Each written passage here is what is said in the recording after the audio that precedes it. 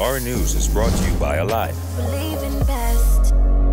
Tonight on Our News, could the holiday carnival open after all? Another twist to the ongoing saga. The F&M ponders legal action over public service terminations. And healthcare workers raise concern after a man is attacked at PMH.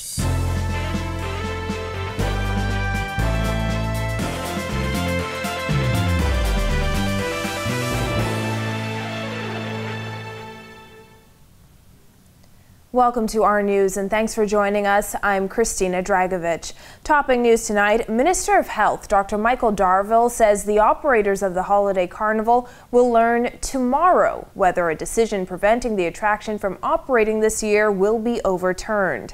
This as the National Security Minister suggests carnival operators may not need permission to open. Jasmine Brown reports. The National Security Minister is the latest cabinet minister to weigh in on the issue as he addressed concerns on whether the carnival is legally able to open during the pandemic. I know clearly that outdoor events like the carnival require certain protocols, vaccination or testing. I've asked for an opinion from my legal section on whether it actually requires an approval.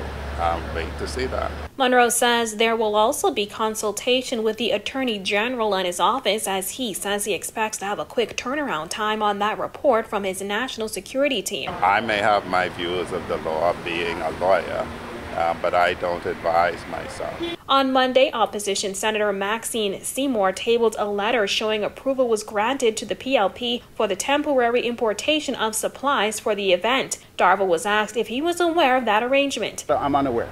Even before? No, I'm unaware.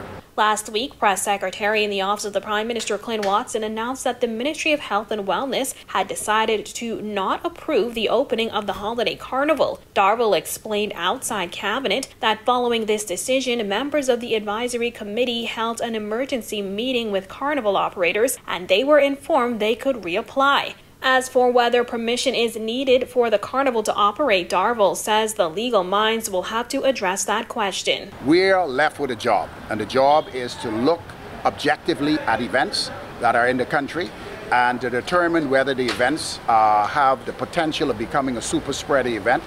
And if we think it is becoming a potential of becoming a super spreader event, it is for us to ensure that the person who is responsible for the event put the necessary protocols in place. According to the Health Service's COVID-19 rules, the ministry may approve or issue guidelines or protocols for the operation or management of any business, organization, or industry for guarding against or preventing the spread of COVID-19. The operators of the annual Christmas Carnival have already set up equipment and were all set to open on December 10th.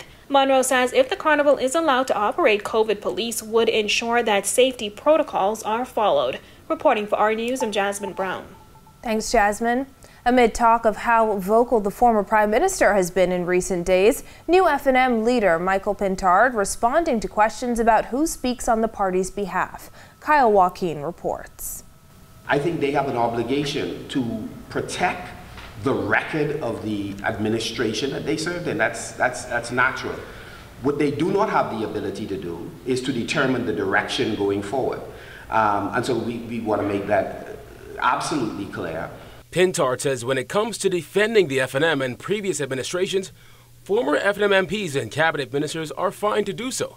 But when it comes to the new direction and vision for the party, there is a level of discipline in their communications that should be shown.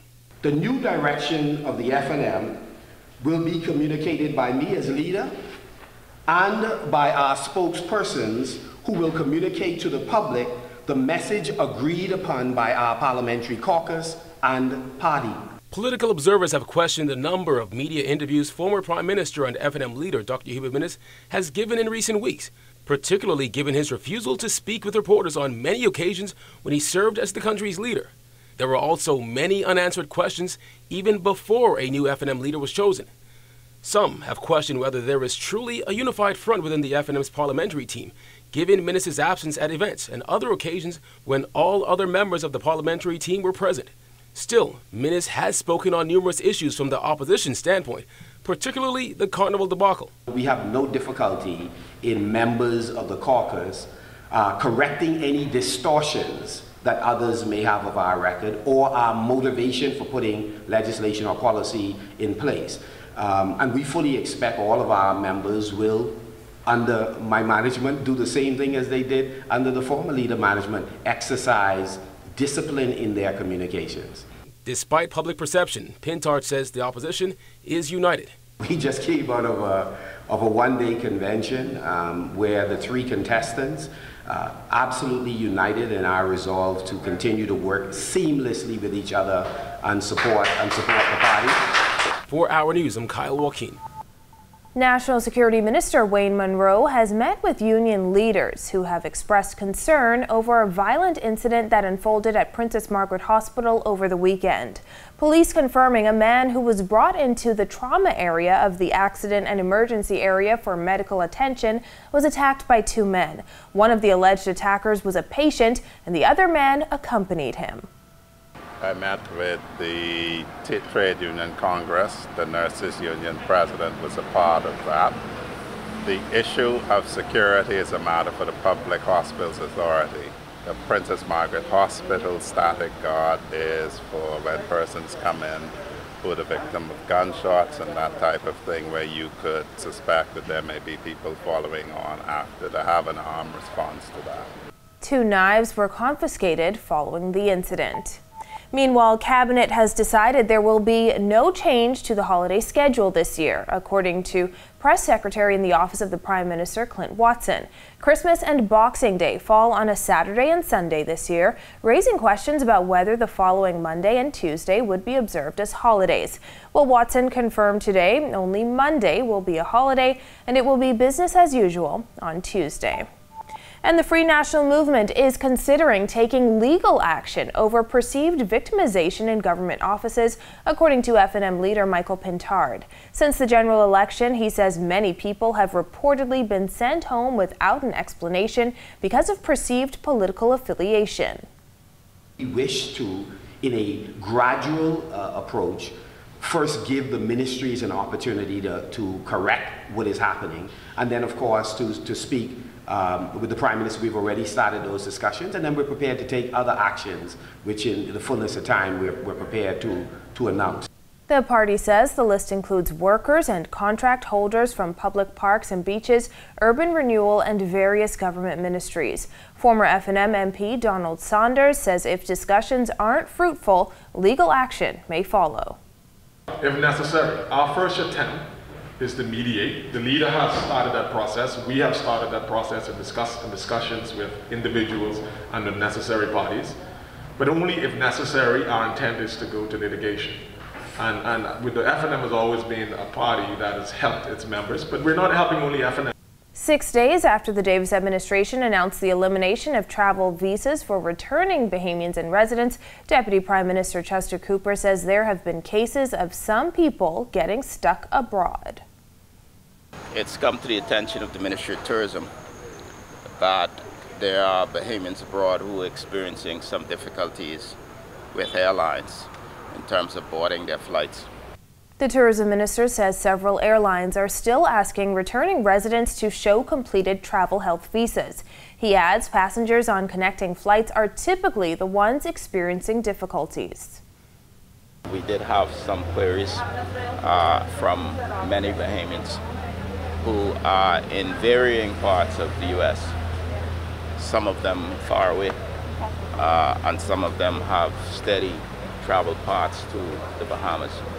But we generally find that it's the Bahamian who may be traveling from a place where there is not a direct service. Partly cloudy in the capital tonight. Greg Thompson has the latest from the Weather Center. Thanks, Christine, and welcome everybody for your first look at weather on this warm and humid Tuesday evening. Outside our studios, temperatures hanging out in the mid to upper 70s, 76 outside our studios right now in the partly cloudy skies. We have some showers lurking in the distance. Very breezy east-northeast winds at 12 miles per hour and your field-like temperature hanging out in the mid-70s. Satellite view, frontal boundary to the north of us, basically washing out. We do have some residual moisture with that frontal boundary up to the north. Still affecting the northwest Bahamas, but that stiff easterly wind bringing in some Atlantic moisture, so we'll see some hit-and-miss showers tonight through tomorrow. That's your first look at weather. Your extended forecast is still to come. Still to come, why the full Government House shooting report won't be released, and a call for transparency in the holiday carnival debacle. Stay with us. Get that glorious internet connection back in business within seconds with the new self-help modem reset. Just follow these very easy steps. Step 1, call 601-2200 or 242-300-2200. Number 2, select option 3. Step 3, select option 2. Step 4, enter your 8-digit account number. Step 5, follow the prompts. It's really that simple. Rev, you and us together.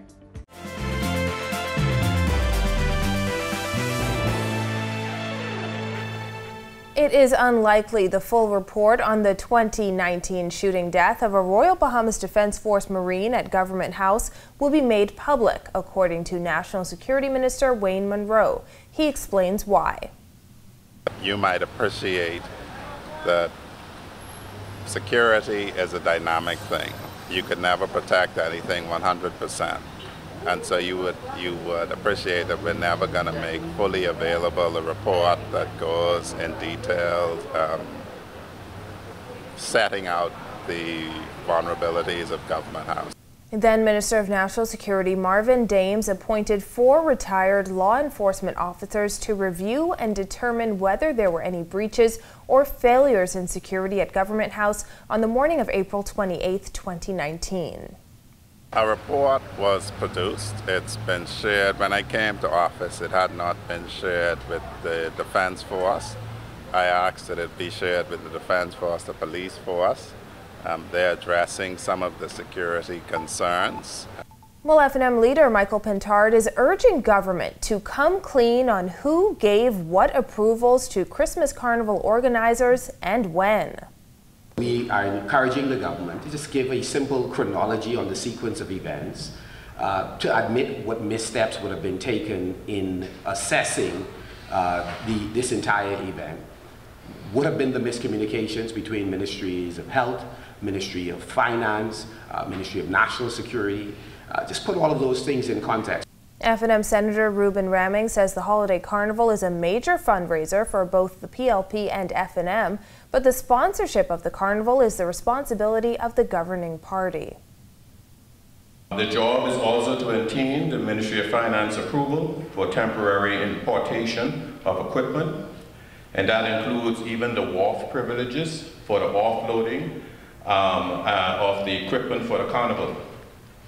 In short, there is absolutely no way that the carnival can arrive in this country without the express and direct involvement of the sponsors. The Ministry of Health launching its climate change projects today. Berthany McDermott takes a look at a major focus of the initiative. In assessing the resilience of the healthcare infrastructure in the Bahamas, the Ministries of Health and Wellness and Environment and Natural Resources will review aging healthcare facilities on family islands. Senior Medical Officer Dr. Calais Philippe said facilities need to be operational as the Bahamas faces the growing threat of climate change. Health facilities also need to be safe and remain operational during and soon after disasters.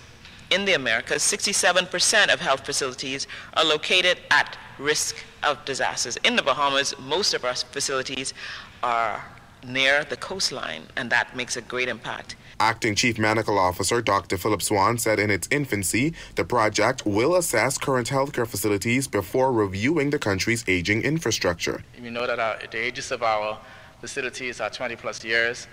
Without the proper maintenance over a number of years, we've had some challenges with their, in trying to add on to them, I guess you can say. So the structural integrity is being assessed. The Green Climate Fund is a primary source of funding for these projects.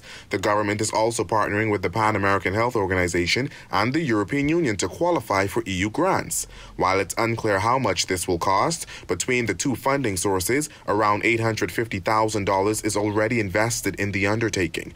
An early assessment of our facilities during that time and the whole process identified deficits in the following areas: climate change and health policy, climate change technical expertise, health workforce, community and civil society engagement, climate resilient health infrastructure, data collection, information and technology, and financing for climate change and health issues. Swan said there will also be a switch from a paper-based system to an electronic system.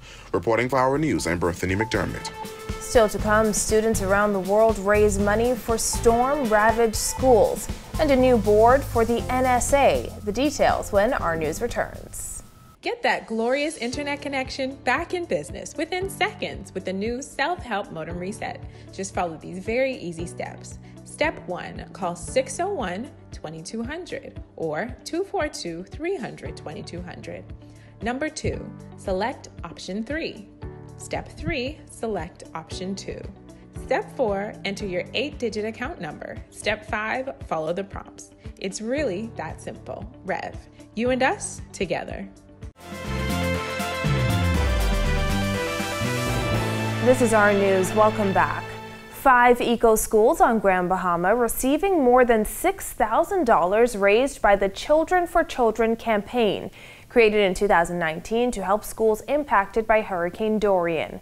Co-chair of the Keep Grand Bahama Clean Committee, Olethea Gardner, says children from countries on the other side of the world help to raise money and awareness.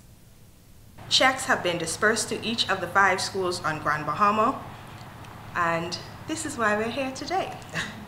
During the Eco Schools campaign, students in Spain and Czech Republic made videos and shared them on the Young Reporters for the Environment social media platforms.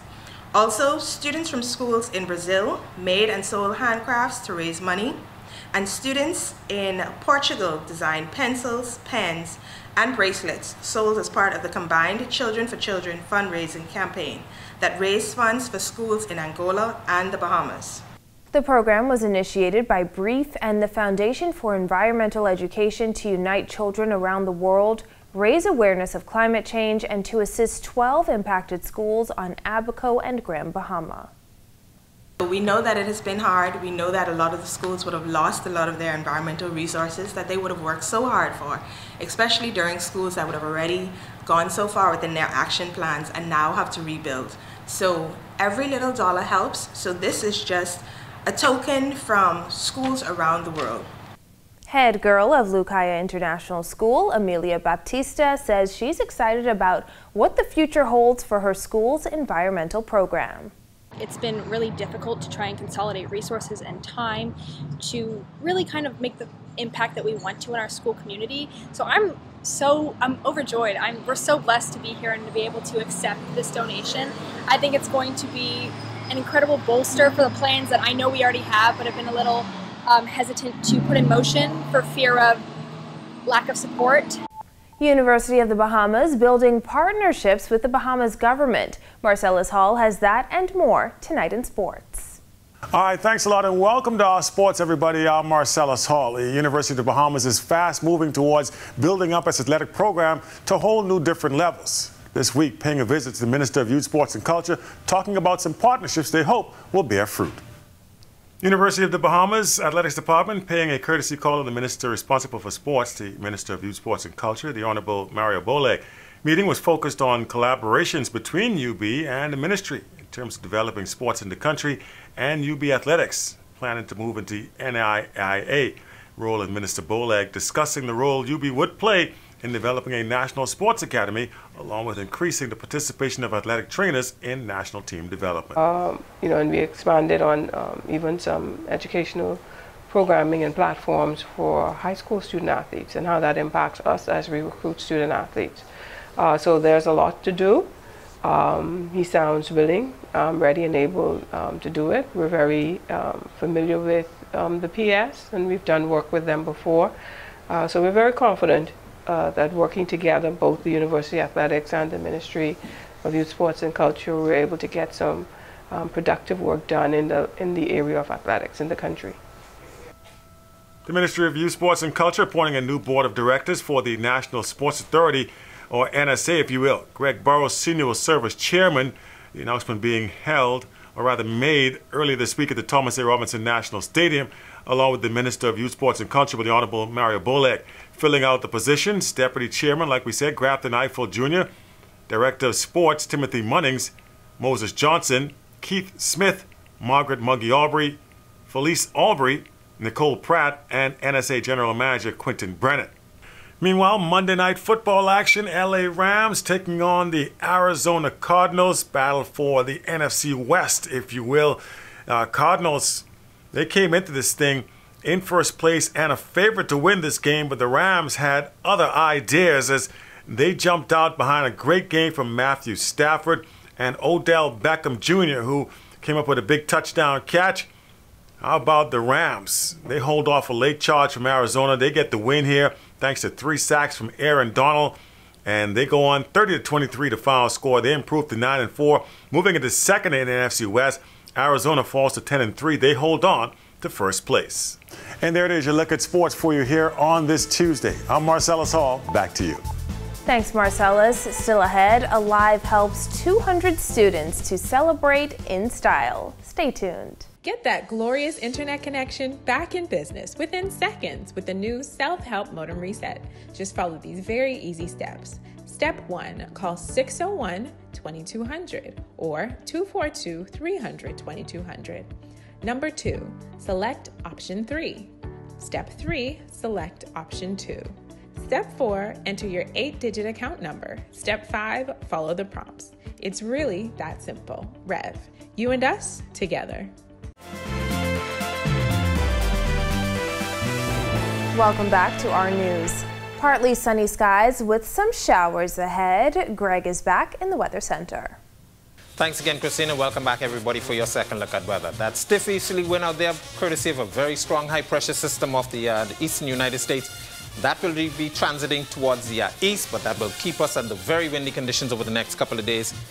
Weakening frontal boundary to the north of the Bahamas, some isolated showers associated with that affecting the northern islands, but that stiff easterly wind flow is bringing in some Atlantic moisture, so we are seeing some showers, very fast moving ones moving across the chain of islands. We will continue to experience that for the next couple of days as this high pressure remains in charge.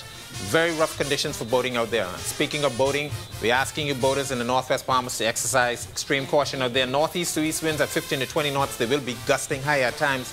Very rough seas, 4 to 7 feet over the ocean. Your low tide will be at 10:44 tonight. For the central and southeastern islands, an advisory posted for you guys down there. We're actually advising boaters to not venture far from port. Northeast to east winds, 15 to 25 knots. They will be gusting high as well. Very rough seas out there, 5 to 8 feet over the ocean. Very rough and hazardous boating conditions down the central and southeastern islands. Here's a look now at your national forecast.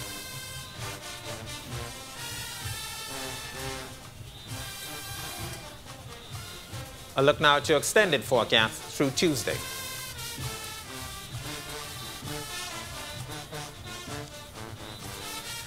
That's a look at our weather. Make it a safe night, everybody. Christina? Thanks, Greg. Well, 242 Jobs partnering with Alive and Deltec Bank and Trust to spread Christmas cheer to 200 children who watched Clifford the Big Red Dog free of charge at Fusion Superplex. Alive CEO John Gomez says the aim was to support those kids who may not have the means to watch the new movie on the big screen. Personally, this is a part of our creating magic for the holidays. And so when you think about Alive, you tend to think about services and technology and innovation, what have you. But for us, it's also a part about giving back to the community, being a part of the community. And so this is another type of event that we've partnered with Deltec Bank. We've also partnered with 242 Jobs, Bahamas. And basically, this is also giving back to those children who doesn't have the financial means to be able to come to a movie, to enjoy a movie. Movie snacks were provided free of charge and students received Christmas gifts courtesy of Deltec. 242 Jobs Marketing Director Precious Fortune Thompson says the initiative is just the beginning. I think this is the start of something good, and I'm encouraging other corporate Bahamas to get involved, and let's bring cheer not just during Christmas but year round, because there's so many children that are less fortunate, and to be able to give them that opportunity to be a part of something that is fun and exciting and engaging, we're truly making a difference today, and so I'm very happy about this event. Thank you for joining us for our news tonight. On behalf of the entire team, I'm Christina Dragovich. We'll see you right back here tomorrow night. Have a beautiful evening, Bahamas.